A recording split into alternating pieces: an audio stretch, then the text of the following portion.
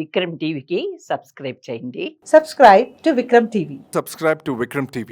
Subscribe to Vikram TV. Subscribe to Vikram TV. Please like, share and subscribe to Vikram TV.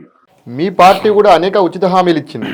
మీరు ఇస్తేనేమో న్యాయం, వాళ్ళు ఇస్తేనేమో అన్యాయమా? ఇక్కడ ఏమైందనంటే భారతీయ జనతా మేము ఎక్కడైనా హామీలు ఇస్తున్నాం. మేము 6 గ్యారంటీలు ఒక్కో రాష్ట్రంలో 5 ఇస్తున్నాం, ఒక రాష్ట్రంలో 6 ఇస్తున్నాం, ఒక రాష్ట్రంలో 7 ఇస్తున్నాం. భారతీయ జనతా పార్టీ మీరు కర్ణాటకలో చెప్పింది ఏంది, తెలంగాణలో చెప్పింది ఏంది? మీరు చెప్పిన మాటను నిలుపుకోకుండా మీరు మహారాష్ట్రలో కావచ్చు, మధ్యప్రదేశ్లో మీరు చేసినటువంటి కార్యక్రమం మూలంగా అక్కడ మహిళలు ఓట్లేయడంతో మధ్యప్రదేశ్లో అధికారంలోకి వచ్చారు. మహారాష్ట్రలో సేమ్ ఇంప్లిమెంట్ చేసి ఏం చేశారు?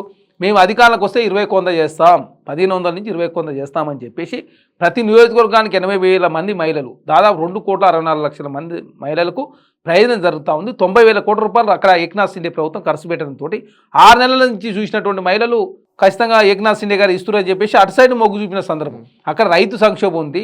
అదే కాకుండా అక్కడ చెరుకు రైతులు చాలా ధరలు తక్కువ ఉండడంతో చాలా పెద్ద ఎత్తున గొడవలు జరుగుతూ ఉన్నాయి. అదేకాక మరాఠా రిజర్వేషన్ కావాలని చెప్పి వాళ్ళు పోరాటం చేస్తున్నారు.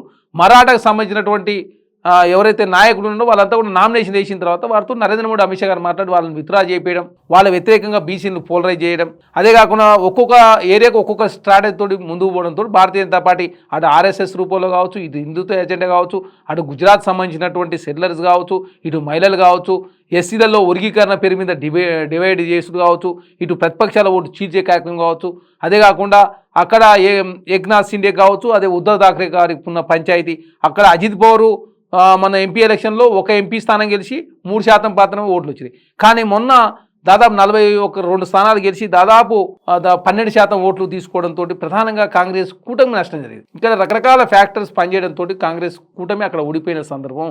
భారతీయ జనతా పార్టీ ప్రతి నియోజకవర్గం 50 కోట్లు అంటే దాదాపు ఒక 15,000 కోట్ల రూపాయలు మహారాష్ట్ర ఎలక్షన్ కోసం భారతీయ జనతా పార్టీ ఖర్చు పెట్టింది. తెలంగాణ నుంచి కూడా బాగానే పోయినాడు కదా, మీ పార్టీ బాగా పంపిందట కదా. ఇప్పుడు 15,000 కోట్ల రూపాయలు ఎక్కడ? కాంగ్రెస్ పార్టీ తెలంగాణ రాష్ట్రంలో ఆర్థిక పరిస్థితే బాగాలేదు. నెల స్థలకే 12 రోజుల నుంచి ఆర్మీ మీద ఆధారపడే పరిస్థితి. గతంలో 15వ తారీఖు 10వ తారీఖు జీతాలు ఇస్తే ఇప్పుడు 1st తారీఖు జీతాలు ఇచ్చే పరిస్థితికి తెలంగాణ రాష్ట్ర కాంగ్రెస్ ప్రభుత్వం తీసుకొచ్చారు. గతంలో వడ్లు కొంటే 500 రూపాయల బోనస్ లేకుండే, బోనస్ విషయంలో 240 కోట్ల రూపాయలు రాష్ట్ర ప్రభుత్వం కేటాయించి 45 రోజులది 3 రోజుల పైసలు ఇచ్చుడు, 7 కిలోల తరుగు నుంచి 0 తరుగు తీసుకొచ్చే ప్రయత్నంలో కాంగ్రెస్ ప్రభుత్వం ముందుకు పోతూ ఖర్చు తక్కువ చేసుకుని ఆదాయ మార్గాలు పెంచే ప్రయత్నమే తప్ప వారిలాగా అదాని, అంబానీ కాంగ్రెస్ పార్టీకి లేడు కదా.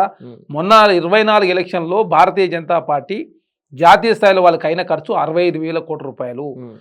భారతదేశంలో అన్ని పార్టీల ఖర్చు 1,25,000 కోట్ల రూపాయలు అయితే అందులో సగభాగం భారతీయ జనతా పార్టీకి. అంతకుముందు 2014లో 19లో 24,000 కోట్ల రూపాయలు భారతీయ జనతా పార్టీ ఖర్చు పెట్టింది.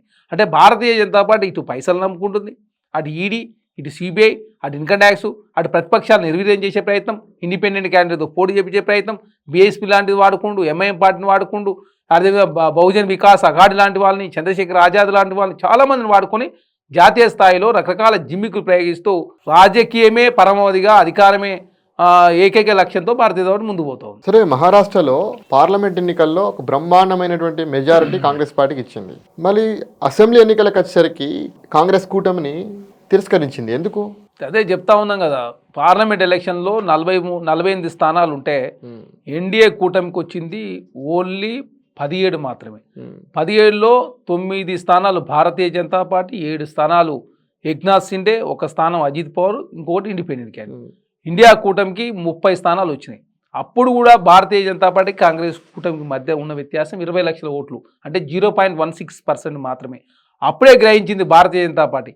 ఇక్కడ 5,000, 6,000 తోటి చాలామంది క్యాండిడేట్ గెలిచారు. థర్డ్ ఉన్నటువంటి వ్యక్తికి, గెలిచినటువంటి ఒక వ్యక్తికి ఉన్నటువంటి వ్యత్యాసం ఇక్కడ కనపడతా ఉంది. కాబట్టి ఇక్కడ ప్రధానంగా ఇండిపెండెంట్ గెలిచి పెట్టి దెబ్బతీయాలని ఒక దురుద్దేశంతో ఇండిపెండెంట్ క్యాండిడేట్ కావచ్చు, అదేవిధంగా ఇండియా కూటమికి సంబంధించిన ఓట్లు ప్రధానంగా చీలడం, ప్రతిపక్షాలను నిర్వీర్యం చేసే ప్రయత్నం, రైతుల్ని ఉన్న సంక్షోభాన్ని కావచ్చు, వారికి సంబంధించినటువంటి కేంద్రంలో వాళ్ళే ఉన్నారు కాబట్టి ప్రత్యేకంగా పంటలు ఏవైతుంటే వాటికి గిట్టుబాటు ధర ఇస్తామని చెప్పేసి వారికి చెప్పుడు. ఇక్కడ మహిళలకేమో ఇక్కడ ఈ పథకం ద్వారా మహిళలకు లబ్ధి జరిగింది. అదే కాకుండా ఇండస్ట్రియల్ క్యారిడార్ ఏదైతే ఉందో బాంబే రీజన్ సంబంధించినటువంటి ఏరియాలో ఏమో ఏకంగా అటల్ సంబంధించి ఒక స్కీమ్ ద్వారా పెద్ద ఎత్తున వారు చేసిన డెవలప్మెంట్ అక్కడ ప్రచారం చేసుకునే కార్యక్రమం, ఇక్కడ హిందుత్వ ఎజెండా, ఇవి రకరకాల ఫ్యాక్టర్స్ అన్ని కూడా మహారాష్ట్రలో పనిచేస్తాయి. AP deputy CM Pawan Kalyan ప్రచారం చేసిన అన్ని స్థానాల్లో ఆ పార్టీ గెలిచింది. తెలంగాణ సీఎం రేవంత్ రెడ్డి గారు ప్రచారం చేసిన అన్ని స్థానాల్లో కాంగ్రెస్ పార్టీ ఓడిపోయింది. దీన్ని ఎట్లా చూడాలి అసలు? మరి పవన్ కళ్యాణ్ గారు తెలంగాణ రాష్ట్రం కూడా ప్రచారం చేసింది. మరి ఏమైంది? ఆయన పోటీ చేసిన 8 స్థానాలు కూడా ఓడిపోయింది. రాజకీయాల్లో పరిస్థితులను బట్టి మారుతుంటాయి. ఇప్పుడు పరిస్థితులను బట్టి మారుతుంటాయి. పరిస్థితిని బట్టి తెలంగాణ రాష్ట్రం భారతీయ జనతా పార్టీ ఓడిపోయింది, కర్ణాటకలో ఓడిపోయింది, జార్ఖండ్లో ఓడిపోయింది, అంతగా హిమాచల్ ప్రదేశ్లో. మరి ఎట్లా ఓడిపోయింది? ఎంపీ ఎలక్షన్లో ఎందుకు 30 స్థానాలు కాంగ్రెస్ కూటమికి వస్తే ఎందుకు 9 స్థానాలు భారతీయ జనతా పార్టీ పడిపోయింది? ఒక్కొక్క స్ట్రాటజీ ఒక్కొక్కసారి పనిచేస్తుంది. ఆ కేంద్రంలో ఉన్న భారతీయ జనతా పార్టీ ఏకంగా రకరకాల జిమ్మికులు ఉపయోగించే ప్రయత్నంలో భాగంగా మాత్రమే రకరకాల ఈక్వేషన్ కూడా భారతీయ జనతా పార్టీ కలిసి వచ్చినాయి. అదే అదాని ఇష్యూ కొంత ముందు వచ్చి ఉంటే వేరుండేది. అదే కాకుండా కాంగ్రెస్ పార్టీ కూటమి టికెట్ల విషయంలో కావచ్చు, లేకపోతే క్యాండిడేట్ల విషయంలో కావచ్చు, ఇండిపెండెంట్ నిర్వహించే ప్రయత్నంలో కావచ్చు, ప్రతిపక్షాలను మేనేజ్ చేసుకునే విషయంలో కొంత తప్పు చేయడంతో ప్రధానంగా అక్కడ మహారాష్ట్రలో కాంగ్రెస్ కూటమి ఓడిపోయింది. ఎందుకంటే ప్రకాష్ అంబేద్కర్, అదే కాకుండా ఇంకా అక్కడ మరాఠా రిజర్వేషన్ సంబంధించి వారు పోయినసారి కాంగ్రెస్ కూటమి మద్దతు ఇచ్చారు. ఇప్పుడు వాళ్ళు ఏకంగా విత్డ్రా చేసుకుని భారతీయ జనతా పార్టీ మద్దతు ఇవ్వడంతో అక్కడ రివర్స్ ఫలితం.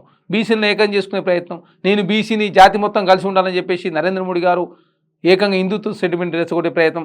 ఆర్ఎస్ఎస్ 2024 ఎంపీ ఎలక్షన్లో ఆర్ఎస్ఎస్ భారతీయ జనతా పార్టీతో లేదు. ఈసారి ఆర్ఎస్ఎస్ కూడా పూర్తి స్థాయిలో పనిచేసిన సందర్భం. కాబట్టి ఇవన్నీ కూడా ఈసారి భారతీయ జనతా పార్టీ ఎక్కడ చిన్న పొరపాటు చేయకుండా ముందుకు పోయే ప్రయత్నం.